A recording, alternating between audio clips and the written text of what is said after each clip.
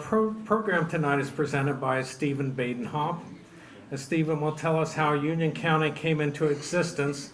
This was originally to be presented on the 200th anniversary of our county in 2020, but if you remember what was happening in 2020, we were all supposed to stay in our homes because of COVID. So he didn't have to give the talk in 2020. The coronavirus continued, so he didn't have to give the talk in 2021. He didn't have to give the talk in 2022. So you folks remember about the kid who has to give a book report the next day at school and he just prays for a snow day. Well, that's been Stephen, and today is his comeuppance. So I'm going to tell you a little bit about Stephen Badenhop. First of all, he's the record manager and archivist for Union County. He's held that position since 2008, and he's here tonight as the records manager and archivist. He's a native of Henry County, and I use native in all of its meanings. He's a graduate of Patrick Henry High School, a magna cum laude graduate of Heidelberg University, and he holds a master's degree from Bowling Green State University. Now you gave me more. Stephen's involved in many organizations and agencies. He was appointed by the governor to the Ohio Historical Records Advisory Board and currently serves as its vice chair. He's an officer in the Union County Archivist and Records Managers Association. He's secretary of the Union County Records Commission, a member of the Marysville Municipal Records Commission, chair of the Union County Law Library Resource Board, but of course his greatest honor is being the vice president of the Union County Historical Society. So with that very fine introduction, please welcome Stephen Badenhop.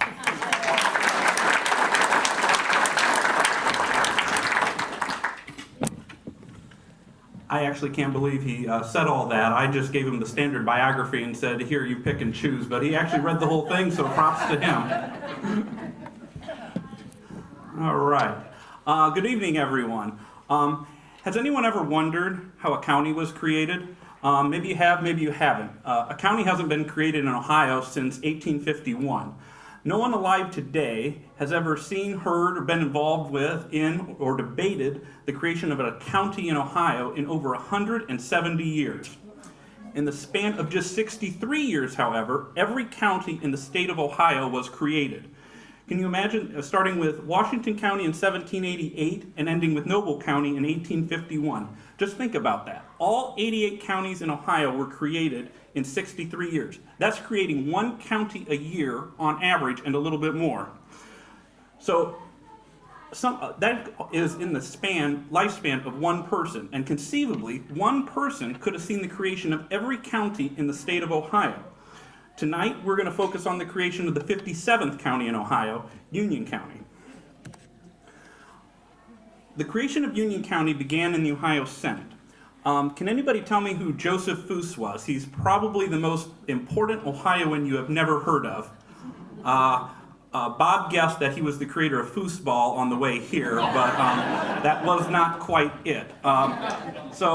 Joseph Foose was an early settler of central Ohio, lived in Franklinton, very involved in early Ohio politics. He was also a very big fan of Christopher Columbus, if that gives you a hint. So when it came time to naming the state capital of Ohio, he wanted to call it Columbus.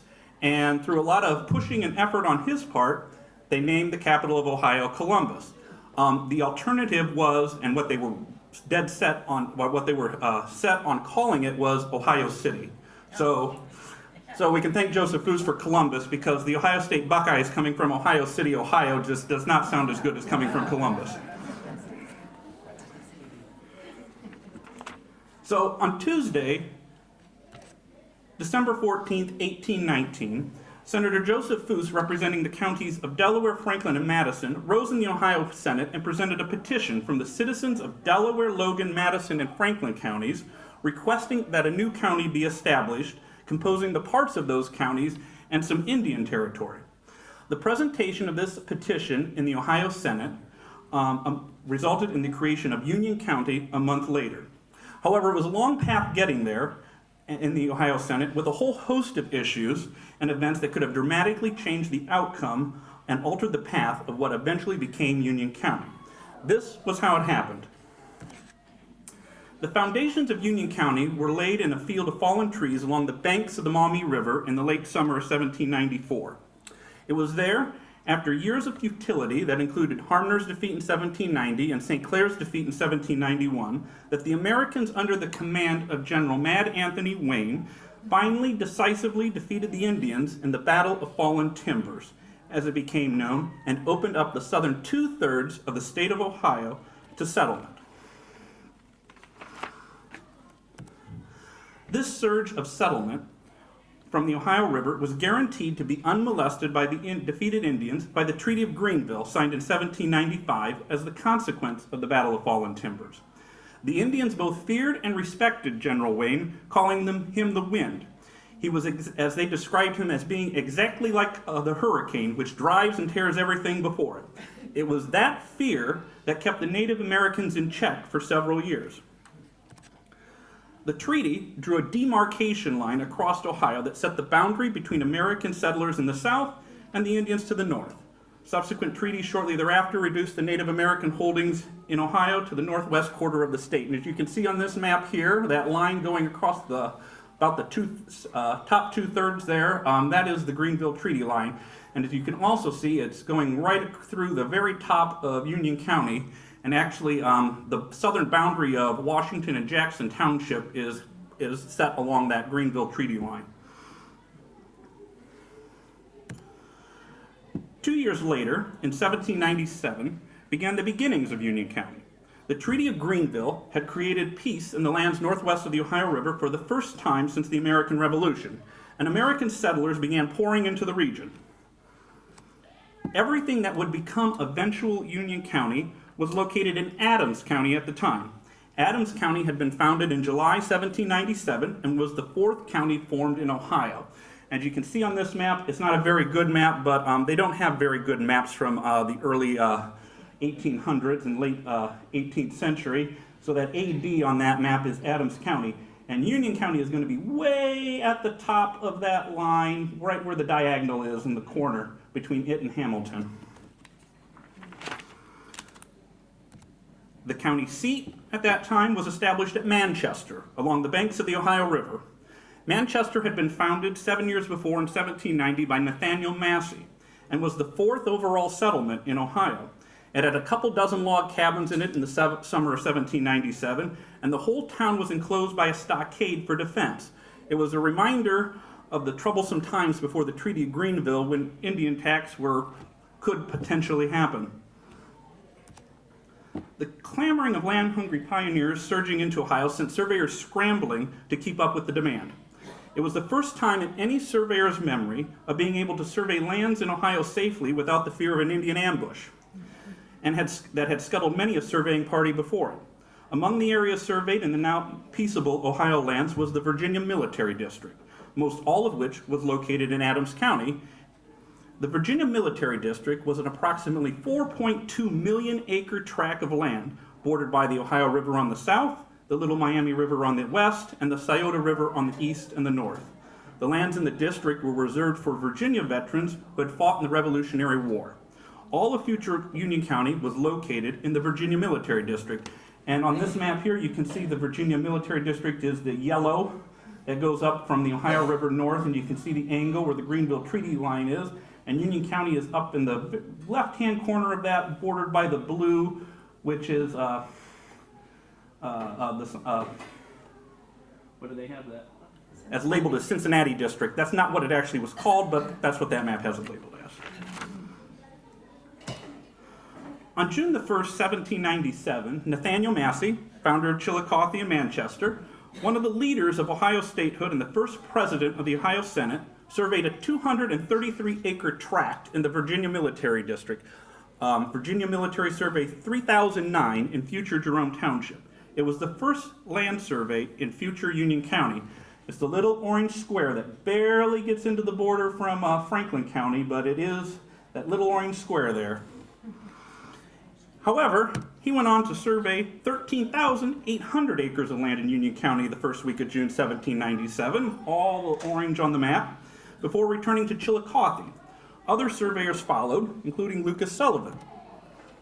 In 1795, at the age of 30, Lucas Sullivan was hired by the Commonwealth of Virginia to survey lands in central Ohio, west of the Scioto River in the Virginia Military District. He came to Union County shortly after Massey in 1797 and began surveying. He was paid for this surveying by receiving grants of land himself. When he died in 1823, he was one of the largest landholders in the state of Ohio, and at one time owned over 10,000 acres in Union County itself. In 1797, he surveyed a parcel of land along the banks of Darby Creek in future Darby Township. There, he laid out a town. North Liberty was a town of vast designs and grand ambitions. It contained a large public square with 209 lots and 116 outlots, with spacious streets spanning over 530 acres of land. To put that into perspective, when Marysville was founded in 1819, it only had 96 lots on a little over 9 acres of land. Prior to its founding, North Liberty was the location of a Mingo Indian village, with many of the houses of the Indians still there in various stages of decay.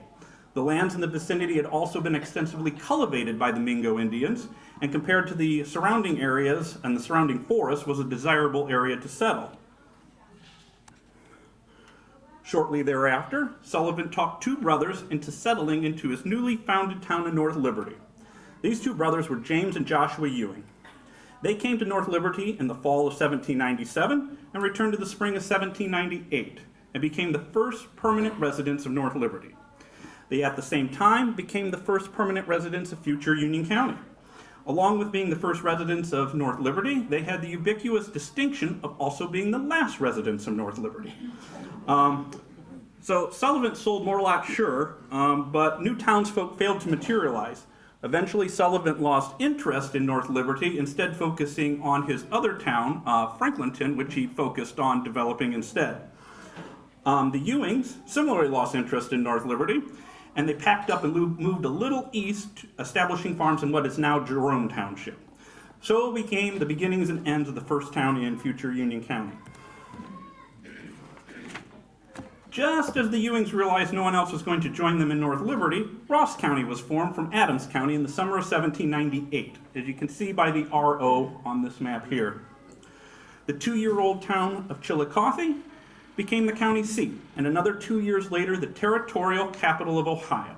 It was here that the plat of North Liberty was deposited in the county recorder's office.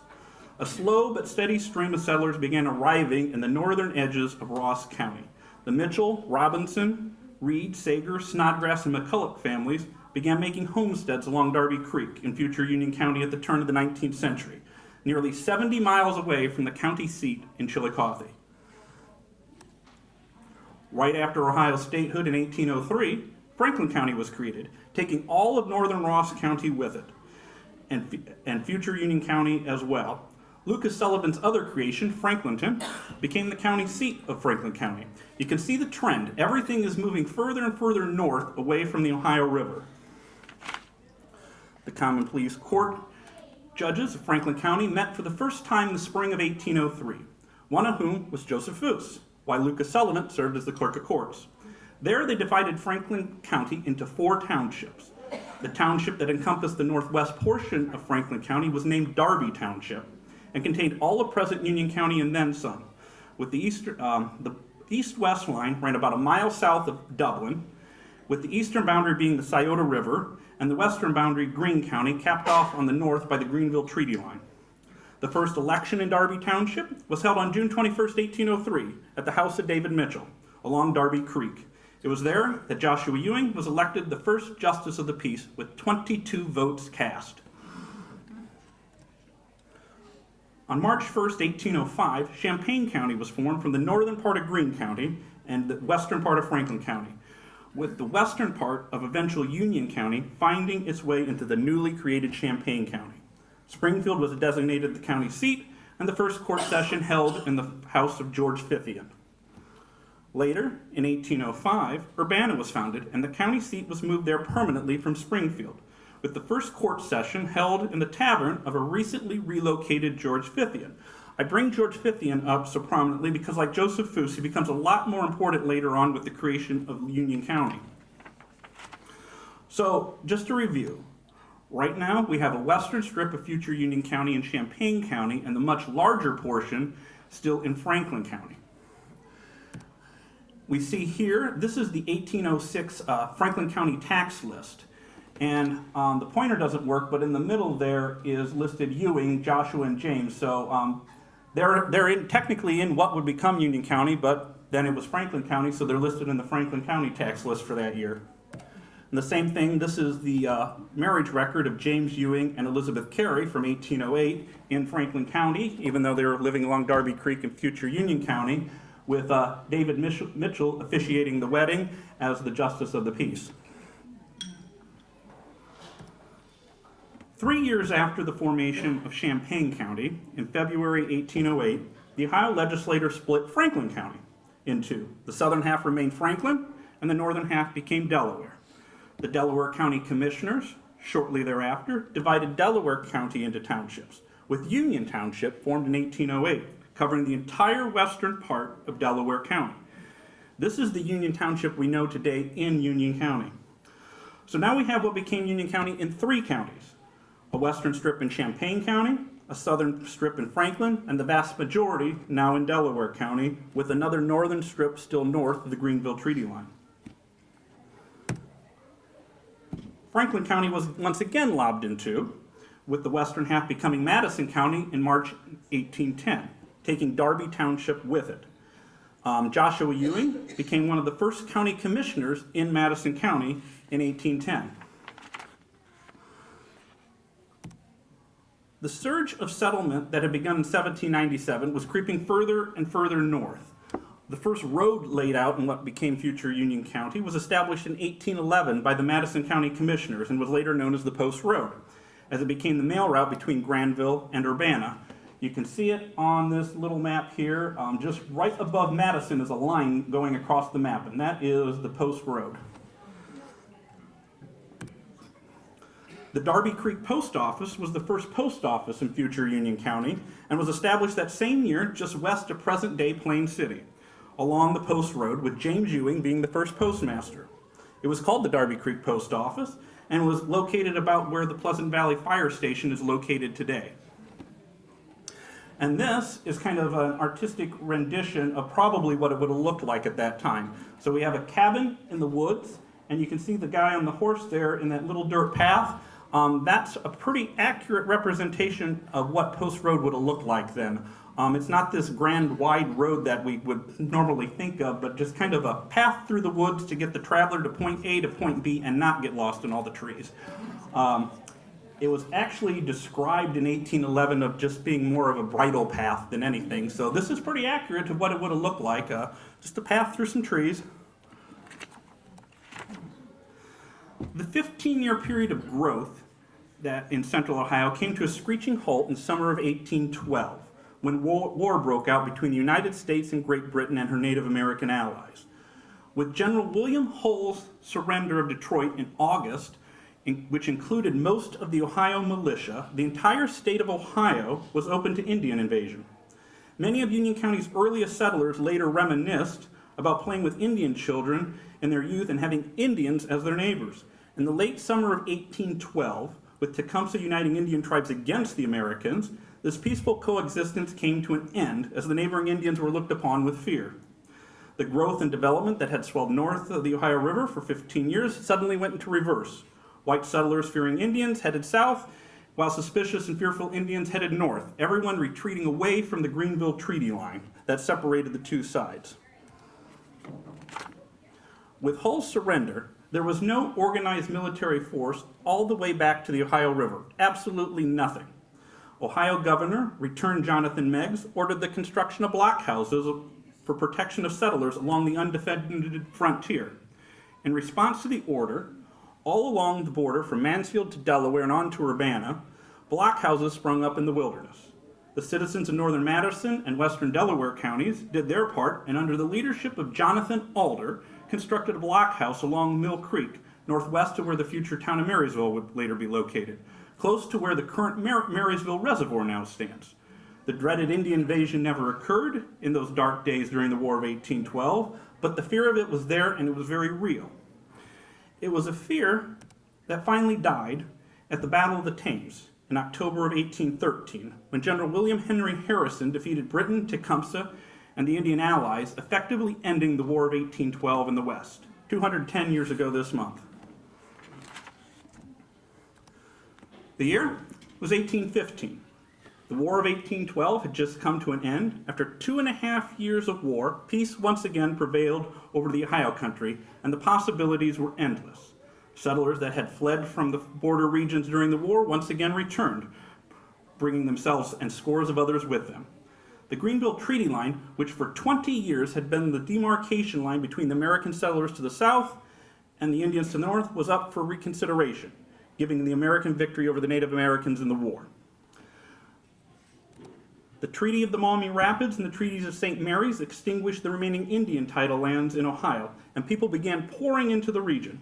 The Greenville Treaty Line had been abolished, and all of Ohio was open to settlement. Between 1810 and 1820, Ohio grew from 230,000 inhabitants to over 580,000, the population doubling in a single decade. Only 32 years after the first settlement in Ohio, was the 5th largest state in the United States. The state was creating so many new towns that Ohioans complained that they had run out of names for them. Gazetteers, it was said, in America, could not keep up with the very frequent changes in dividing of territories and the names of places, which are almost daily taking place. It was called at the time peculiar to a new, progressive, and extensive country. This was being felt along the banks of Darby Creek and northwards. As settlers began returning and bringing newcomers with them, the Post Road settlements sprang up along the Post Road, hence its name, followed by the Green and McLeod settlements. The Burnham and Howard settlements followed the year after. Before the outbreak of the War of 1812, George Reed had erected a log mill along the banks of Darby Creek. And after the war, in April 1816, he platted the town of Milford around where his mill was located. Milford was the first town in future Union County since the abort of North Liberty in 1797. A Shaker settlement called Rice City developed in southwestern Union Township near the Champaign County line. And at the same time, the Amrine settlement followed in 1817 along the banks of Mill Creek near where the Black House was constructed during the war. And as you can see here, this is the 1816 tax list from Delaware County, where George Reed, David Reed Jr., Samuel Reed Jr., and Samuel Reed are all listed. They are all future Union County residents residing in what would become future Union County. And this is the same. This is the Madison County tax list from the same year, listing John Marcus, Samuel Mitchell, David Mitchell, and Moses Mitchell, all future residents of Union County, just happened to be residing in Madison County at the time. Just as the ink was drying on the treaties that ended the last remaining Native American claims in Ohio, and settlers had begun filling into the southern portion of future Union County, the Ohio legislature cut off the northern end of Champaign County and created Logan County in 1817. And with its creation came the last ingredient of what would become Union County. So remember the beginning of our story. Union County is formed from portions of Delaware, Logan, Madison, and Franklin counties, along with former Indian lands north of the Greenville Treaty Line. Now, with the Indian title snuffed out and Logan County created, to the west, we have the last two elements of what would become Union County. As you can see here on this map, Union County is going to be formed right there in the middle of it.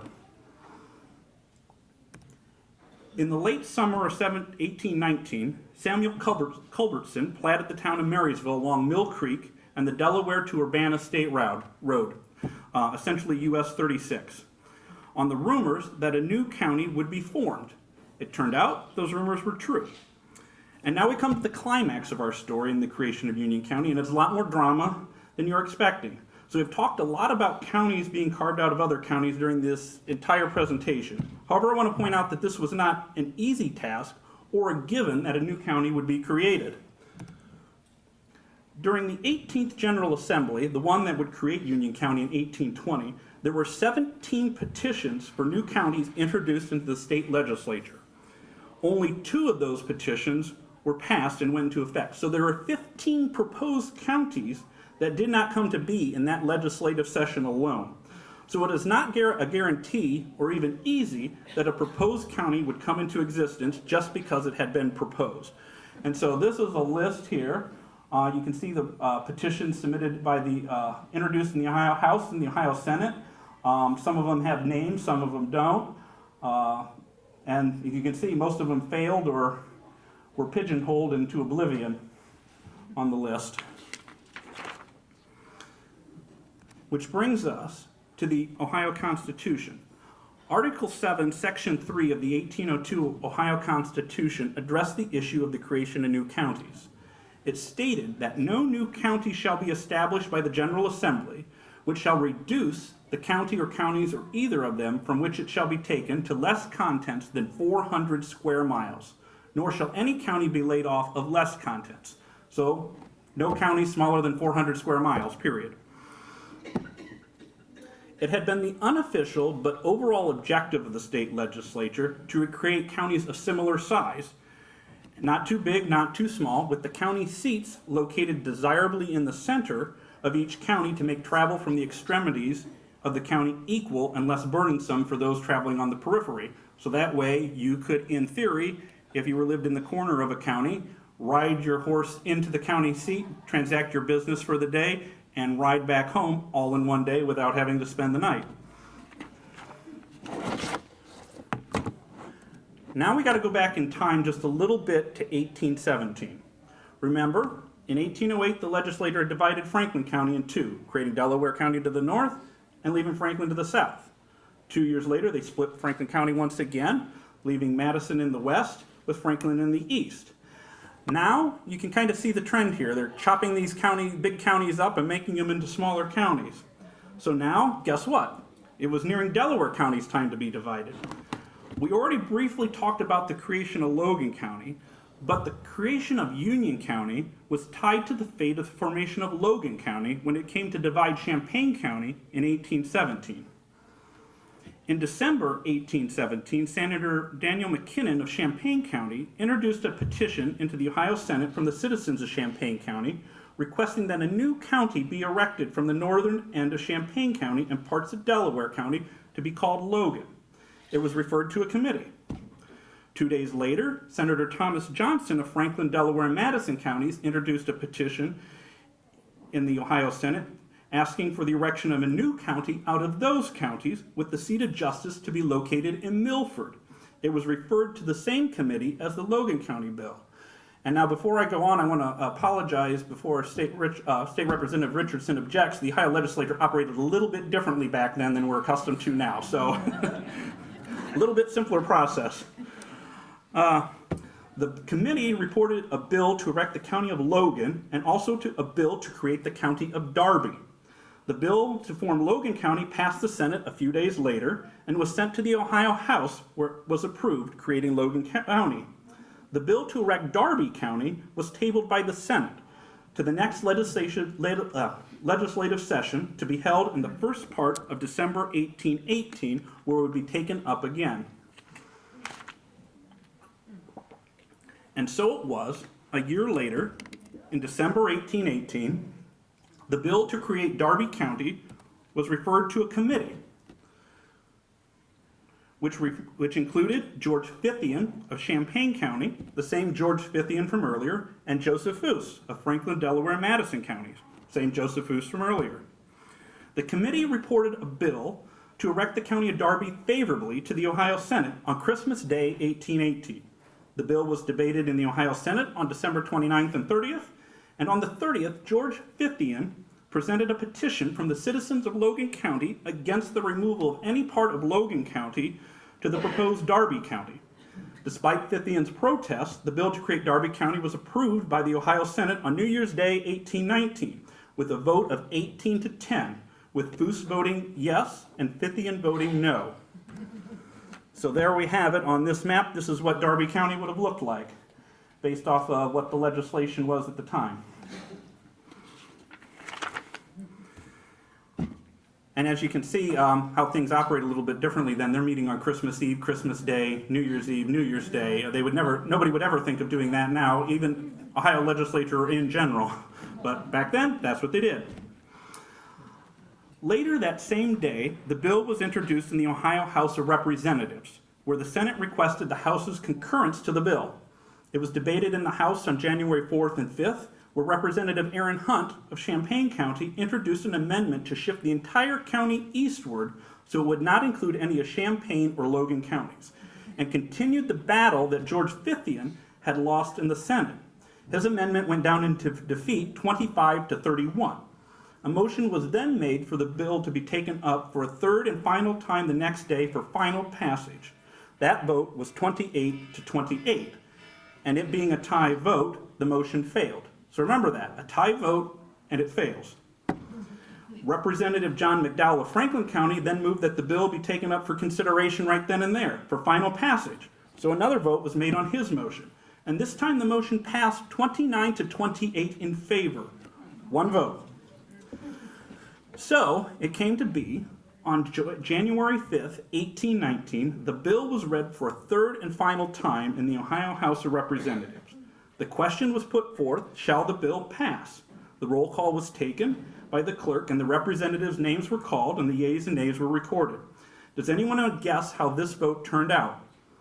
When they were done, the clerk tabulated the final tally, and the Speaker, Joseph Richardson of Columbiana County, rose and announced the final result. 28 yeas to 28 nays. A tie vote. So the bill was rejected. And so Darby County failed to materialize by one vote in the Ohio House of Representatives. William Farquhar, he's down at the bottom listed in red, the representative from Knox County, he had voted to advance the bill to a final vote that day in the 29-28 vote, but he did not vote in the final passage of the bill. Why he did not vote, no one now knows, and how he would have voted, no one knows either. But if he had voted in the affirmative, like he did in the motion previous, Union County would have never came to be. Instead, it would have been Darby County, with the courthouse and county seat in Milford. One vote. That close. The 18th Ohio General Assembly was gavelled into session in December 1819, with the question of dividing Delaware County still unresolved. Severing the western end off of Delaware County and the creation of Darby County had failed the year prior, and another year with more settlers, more growth, made the issue more pressing. The legislature marked a course to decide the issue from both ends and to see which one garnered the most support. So, we're back to the beginning. On Tuesday, December the 14th, 1819, Senator Joseph Foose, representing the counties of Delaware, Franklin, and Madison, rose in the Ohio Senate and presented a petition from the citizens of Delaware, Logan, Madison, and Franklin counties, requesting that a new county be established composed of the parts of those counties, along with a portion of Indian territory to the north, which takes us back where we started this story, and now we proceed to the finish line. This was the western solution to the Delaware County question. Later, Senator Foose introduced a petition from the citizens of Delaware, Knox, Licking, and Franklin counties, requesting a new county be created from parts of those counties, with the county seat to be in Sunbury and called Center County. This was the eastern solution. Not to be outdone, the Ohio House introduced legislation on December 17th and 29th to strike off eastern portions of Delaware County in the creation of new counties. So in the legislative session of 1819 to 1820, the question was not whether or not to divide Delaware County, but how it would be divided, with a western split or an eastern split, with the remaining portion being Delaware County, with the county seat in Delaware. The Union County legislation had the advantage of being the first introduced in the legislative session that year, and also having been requested previously in the failed Darby County attempt. And it also had the advantage of knowing why it failed. The petition submitted by Senator Foose was referred to a committee consisting of himself, George Fithian once again, and Daniel Madeira of Ross County. 2 days later, yes, 2 days, the committee spent 2 days on this. The committee reported a bill to establish the County of Union to the Ohio Senate. The Senate took up the bill on December 18th and resolved itself into a committee of the whole to discuss the legislation. They made amendments to the bill and did so again the following Tuesday. And it was agreed to read the bill for a third and final time that following day. The bill was read for the final time on December 22nd in the Senate, and that afternoon the question stood, shall the bill pass? And it was decided in the affirmative, with the vote being 18-11, with Foose voting yes, and this time George Fithian voting yes as well. The following day, December 23rd, it was the Ohio House of Representatives' turn. The bill was read for the first time, wherein Representative Robert Anderson of Butler County moved that the bill to erect Union County be rejected. A vote was taken and his motion failed 18-41. The next day, Christmas Eve, yes, Christmas Eve, the bill was read a second time. And then a week passed before the House took up the legislation again. It was discussed in the House on December 30th, but it appeared everyone had already made up their mind on the matter and there were no amendments offered, and it was agreed that the bill be read for a final third time the next day. On New Year's Eve, 1819, the Ohio House gathered for a final vote on the legislation to erect Union County. Does anyone want to guess how that vote turned out? Anyone at all? The roll was taken, and when it was done, there were 28 yeas to 30 nays. The legislation had failed. Union County was not to be. A motion, however, was immediately made by, if you could say, pro-Union County forces, no such thing, but something along that lines, to reconsider the vote. The motion was let to lie for consideration and was not taken up that day.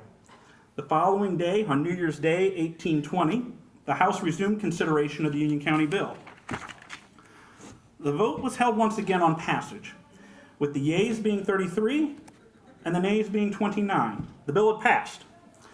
And after the second time, members that had not voted the previous time, Ephraim Cutler of Washington and Athens counties, James Fergus of Miami County, George Kessling of Warren County, and Samuel McHenry of Hamilton County had all voted yes.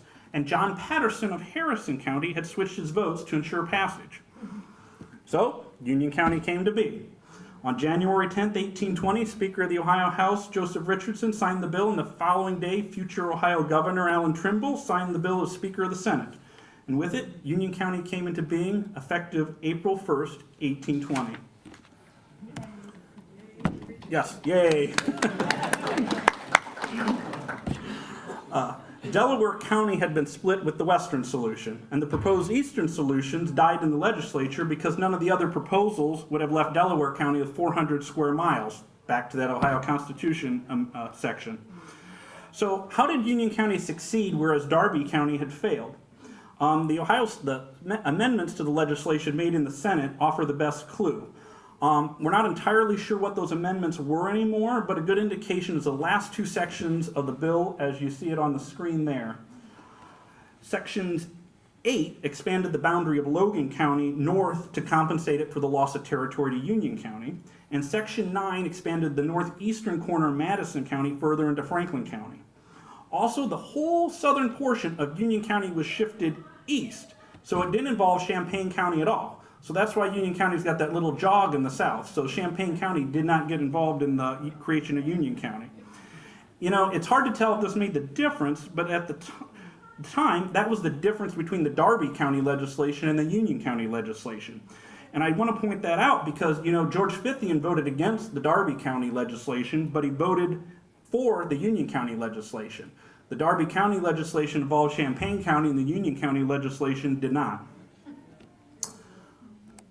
On April the 14th, 1820, the Common Pleas Court met in session for the first time in Union County in a tavern in the town of Milford, the temporary seat of justice for Union County.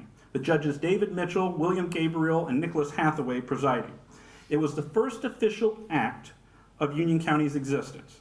Meager beginnings for the long road it took to get there, a road that was not always clear and an end that was not necessarily guaranteed to happen.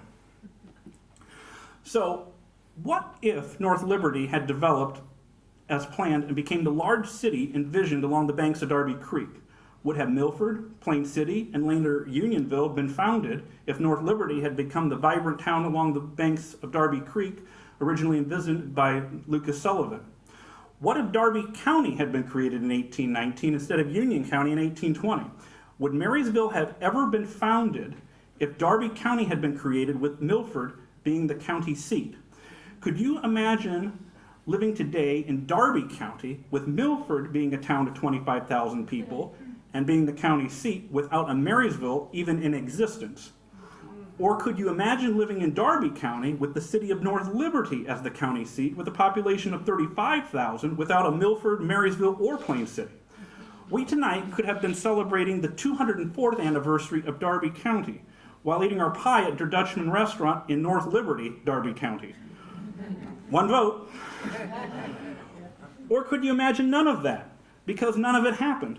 Because both Darby and Union counties were never created, because instead of the state legislature creating Union County, they went east when splitting Delaware County and created Center County. And what became Union County remained in the counties of Logan, Delaware, Madison, and Franklin. All of these are scenarios that very possibly could have happened but did not. Instead, Union County was created in 1820, and like any birth, it was not simple, easy, or guaranteed. But there we have it. It happened, and we have Union County. Thank you very much.